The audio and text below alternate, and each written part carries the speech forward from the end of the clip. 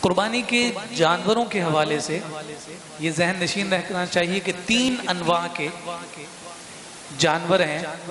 کہ جن کی قربانی عید الاضحیٰ کے موقع پر کی جاتی ہے۔ جب ہم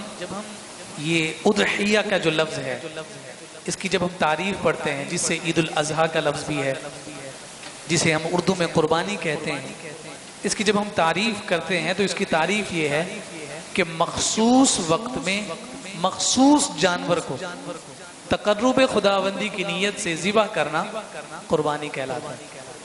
تو اب مخصوص وقت میں نے ذکر کر دیا، 10 ذی الحجہ 12 ذی الحجہ کے غروب آفتاب تک یہ مخصوص وقت ہو گیا۔ مخصوص جانور میں پھر یہ 3 انواع کے جانور ہیں، جس میں بکری، گائے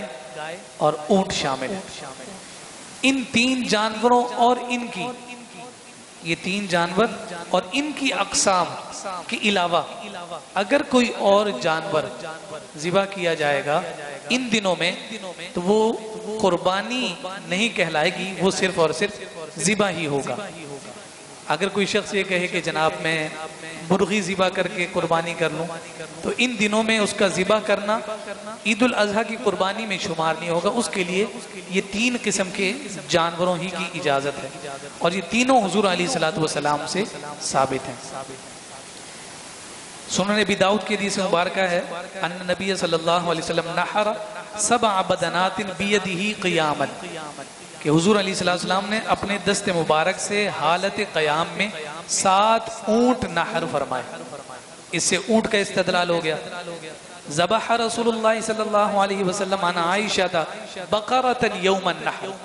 یعنی حضور علیہ السلام نے قربانی کے دن سیدہ عائشہ صدیقہ کی جانب سے 1 گائے ذبح فرمائی۔ یہ مسلم شریف کی حدیث مبارکہ، تو یہ گائے کے لیے استدلال ہو گیا۔ اور عید الاضحیٰ میں حضور علیہ السلام کے پاس حضرت جندب بن سفیان موجود تھے۔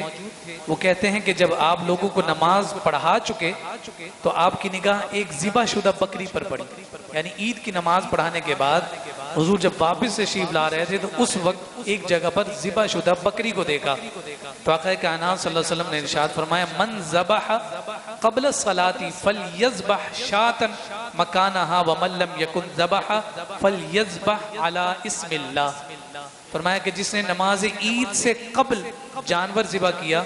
تو اسے چاہیے کہ اس کی جگہ ایک اور بکری ذبح کرے، اور جس نے ذبح نہ کیا تھا تو اسے چاہیے کہ اللہ کا نام لے کر ذبح کرے۔ یہ حدیث مبارکہ بکری اور اس کی انواع پر استدلال بھی ہے، اور ساتھ نماز عید سے قبل قربانی نہ کرنے پر بھی دلیل ہے کہ جو قربانی جس نے پہلے کر لی تھی تو حضور نے فرمایا کہ دوبارہ کی جائے، اور اگر کسی نے نہیں کی تو اب بسم اللہ اللہ اکبر کہہ کر وہ قربانی کے جانور کو ذبح کرے گا عید الاضحیٰ اور قربانی کی نیت سے۔ تو یہ تینوں قسموں کی انواع اسی کے اندر داخل ہیں، چاہے وہ جانور نر ہو یا مادہ ہو، یعنی بکری ہو یا بکرا، بچیا ہو یا بچڑا، گائے ہو یا بھینس ہو، تو یہ سارے کے سارے اس کی انواع کی اجناس میں داخل ہیں، اس کی جنس میں داخل ہیں، تو یہ سارے اس میں قائم ہو جائیں گے۔ اسی طرح سے بکری کی نوع میں بھیڑ اور دمبے کو بھی داخل کیا جاتا ہے۔